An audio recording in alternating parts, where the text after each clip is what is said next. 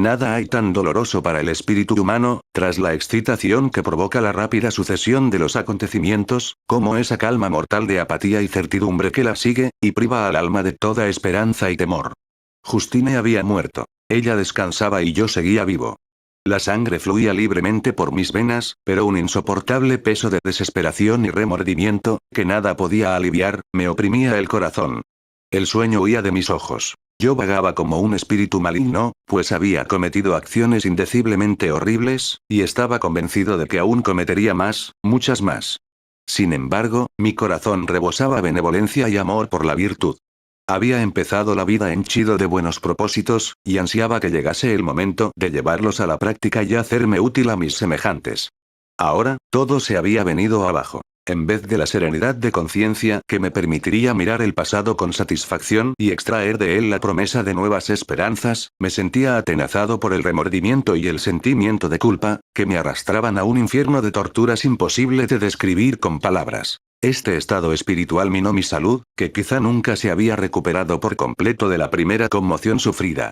Rehuía a mis semejantes. Toda manifestación de alegría y complacencia era un suplicio para mí. Mi único consuelo era la soledad. La profunda, oscura y mortal soledad. Mi padre observó con dolor la perceptible alteración de mi carácter y de mis hábitos. Y, con argumentos que le inspiraban su conciencia serena y su vida intachable, se esforzaba por infundirme fortaleza y despertar en mí el valor suficiente para disipar la negra nube que ensombrecía mi vida. ¿Crees, Víctor, que yo no sufro también? Me dijo, con lágrimas en los ojos, nadie puede querer a un hijo tanto como yo quería a tu hermano. Pero no es un deber de los que sobreviven procurar no aumentar la aflicción que sienten con una inmoderada manifestación de pesar. Es también un deber para contigo mismo, pues el excesivo dolor impide el restablecimiento y la alegría, e incluso el cumplimiento de las obligaciones diarias, sin las cuales ningún hombre está capacitado para vivir en sociedad. Este consejo, aunque bueno, era totalmente inaplicable en mi caso. Yo habría sido el primero en ocultar mi aflicción y consolar a mi familia, si el remordimiento y el terror no hubiesen añadido amargura y espanto al resto de mis sentimientos. En ese momento solo pude contestar a mi padre con una mirada de desesperación, y luego procuré evitar su presencia. Por aquellas fechas fuimos a vivir a nuestra casa de Belrive. Este cambio fue particularmente grato para mí. El hecho de que cerrasen las puertas a las 10, y la imposibilidad de permanecer en el lago después de esa hora, habían hecho que la vida dentro de los muros de Ginebra me resultase demasiado fastidiosa. Ahora era libre. A menudo, cuando el resto de la familia se había retirado ya a descansar, cogía el bote y me pasaba horas enteras en el agua. Unas veces, con las velas desplegadas, me dejaba llevar por el viento. Otras, después de remar hacia el centro del lago, dejaba que la embarcación siguiese su propio rumbo y me entregaba a melancólicas reflexiones. A menudo me sentía tentado, cuando todo estaba en paz a mi alrededor, y era yo el único ser que vagaba inquieto por aquel majestuoso y celestial escenario salvo, quizá, algún murciélago, o las ranas, cuyo áspero y discontinuo croar se oía únicamente cuando me acercaba a la orilla. A menudo, digo, me sentía tentado a arrojarme al lago silencioso, para que sus aguas me engulleran y mis desdichas terminasen para siempre. Pero me contenía el pensar en la heroica y sufrida Elizabeth, a quien amaba tiernamente, y cuya existencia estaba ligada a la mía. Pensaba también en mi padre y en el hermano que me quedaba. Iba yo, con mi ruin deserción, a dejarles indefensos y expuestos a la maldad del demonio que había soltado entre ellos. En aquellos momentos lloraba amargamente y deseaba que me volviese otra vez la paz al espíritu, solo para poder proporcionarles consuelo y felicidad. Pero no era posible. El remordimiento me había aniquilado toda esperanza. Yo era el autor de males que ya no tenían remedio, y vivía con el miedo constante de que el monstruo que había creado perpetrara una nueva maldad. Tenía el vago presentimiento de que no había terminado todo, y que cometería algún nuevo crimen espantoso que, por su magnitud, borraría casi el recuerdo de los anteriores. Mientras viviera algún ser querido, siempre habría lugar para el temor. No es posible calcular el odio que sentía yo hacia este demonio.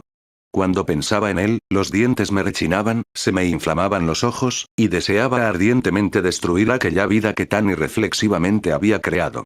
Cada vez que pensaba en su maldad y sus crímenes, mi odio y mi deseo de venganza rebasaban todos los límites de la moderación. Habría sido capaz de subir al pico más alto de los Andes para precipitarle desde allí al fondo del abismo. Deseaba verle otra vez, a fin de poder descargar todo mi odio sobre su cabeza, y vengar las muertes de William y Justine. Nuestra casa era la morada del duelo. La salud de mi padre se había resentido seriamente con el horror de los recientes acontecimientos. Elizabeth se mostraba triste y desalentada. Ya no encontraba gusto a sus ocupaciones ordinarias. Toda satisfacción le parecía un sacrilegio para con los muertos. La aflicción y el llanto eternos, pensaba, eran el justo tributo que ella debía rendir a la inocencia arruinada y destruida de este modo. Ya no era feliz la criatura que en su primera juventud vagaba conmigo por las orillas del lago y hablaba con éxtasis de nuestros planes futuros. La había visitado el primero de los sufrimientos que vienen a arrebatarnos de la tierra, y su sombría influencia había apagado su más encantadora sonrisa. Cuando pienso, mi querido primo decía, en la desventurada muerte de Justine Moritz, no puedo contemplar ya el mundo y sus obras como antes lo hacía.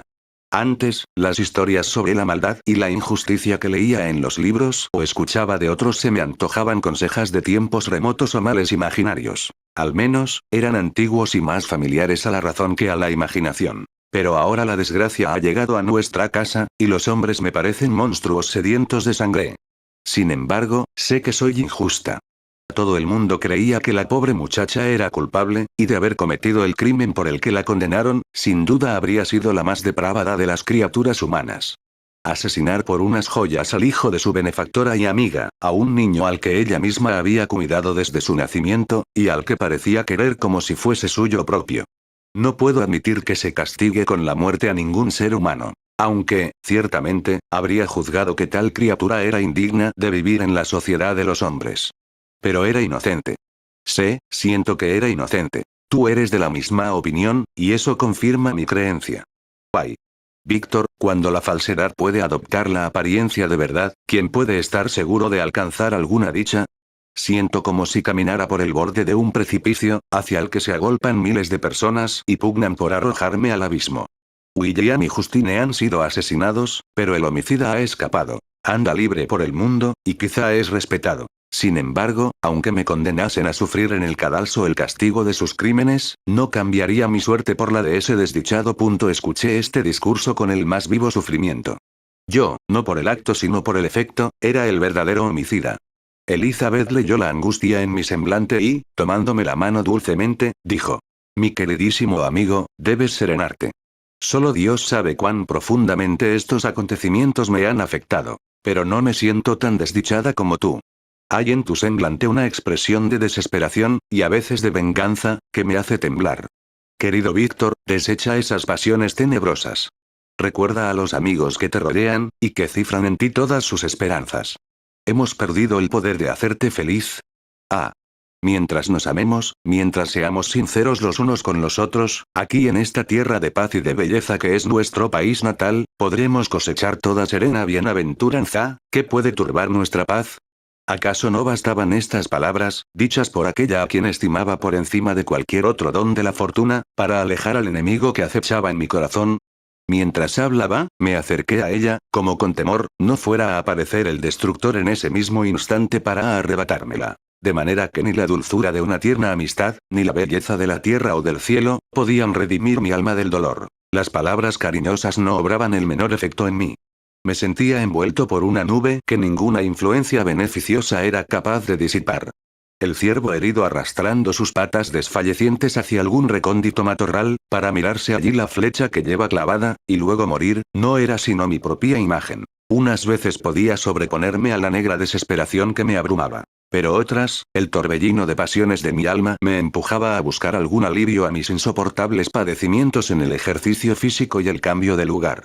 Durante uno de estos accesos salí súbitamente de la casa y encaminé mis pasos hacia los cercanos valles alpinos, tratando de olvidarme de mí mismo y de mis penas efímeras, por humanas, en la inmutable magnificencia de aquellos parajes. Me dirigí hacia el valle de Chamonix. Lo había visitado frecuentemente durante mi niñez. Habían pasado 6 años desde entonces. Ahora, yo era un despojo, pero nada había cambiado en aquellos parajes agrestes y eternos. Hice la primera parte de esta excursión a caballo. Después alquilé una mula, que es de pezuña más segura y menos propensa a sufrir daño alguno por aquellos accidentados caminos. El tiempo era bueno. Estábamos a mediados de agosto, y habían pasado 2 meses desde la muerte de Justine, una época desventurada de la que arrancan casi todos mis males. El peso que me agobiaba el espíritu se alivió sensiblemente al adentrarme aún más en el barranco del Arbe, las inmensas montañas y precipicios que se alzaban a mi alrededor, la furia del río bramando entre las rocas, y el estruendo de las cascadas, revelaban la fuerza poderosa de la omnipotencia, y dejé de temer y de rendirme ante cualquier ser inferior a aquel que había creado y gobernaba los elementos, aquí desplegados en su aspecto más tremendo. Mientras ascendía, el valle adquirió un carácter más imponente y asombroso. Los castillos en ruinas colgados sobre precipicios de montañas cubiertas de pinos, el impetuoso Arbe, las casas asomando aquí y allá, entre los árboles, componían un paisaje de singular belleza. Pero aún lo realzaban y hacían más sublime las formidables montañas alpinas, cuyas blancas y relucientes pirámides y cúpulas se erguían impresionantes, como si pertenecieran a otro mundo, la morada de otra raza de seres. Crucé el puente de Pelisier, donde el barranco que forma el río se abría ante mí, y empecé el ascenso a la montaña que lo domina. Poco después entré en el valle de Chamonix. Este valle es más impresionante y sublime, aunque no tan hermoso y pintoresco como el de Servox, por el cual acababa de pasar. Las altas y nevadas montañas eran sus límites inmediatos. Pero no vi más castillos ruinosos ni campos de labor. Inmensos glaciares se acercaban al camino, pude oír el ruido atronador de una luz al desprenderse y contemplar la nube de nieve que dejaba a su paso. El Mont Blanc, el magnífico y supremo Mont Blanc, descollaba entre los picos que lo rodeaban, y su imponente cima dominaba el valle. Una hormigueante sensación placentera, hacía tiempo olvidada, me recorría a menudo el cuerpo durante esta excursión. Un recodo del camino, un accidente súbitamente reconocido, me hacían evocar tiempos pasados, la inconsciente alegría de mi adolescencia. El mismo viento susurraba de forma tranquilizadora, y la naturaleza maternal me pedía que dejase de llorar. Después, cesaba este influjo benefactor, me atenazaba nuevamente la aflicción y me sumía en la amargura de mis reflexiones. De modo que espoleaba al animal, tratando así de olvidar el mundo, mis miedos y, sobre todo, de olvidarme de mí mismo, o, en una reacción más desesperada, desmontaba y me tendía en la hierba, abrumado por el horror y la desolación. Por fin llegué al pueblo de Chamonix. Tras la extrema fatiga del cuerpo y de la mente que había soportado, me sobrevino el agotamiento.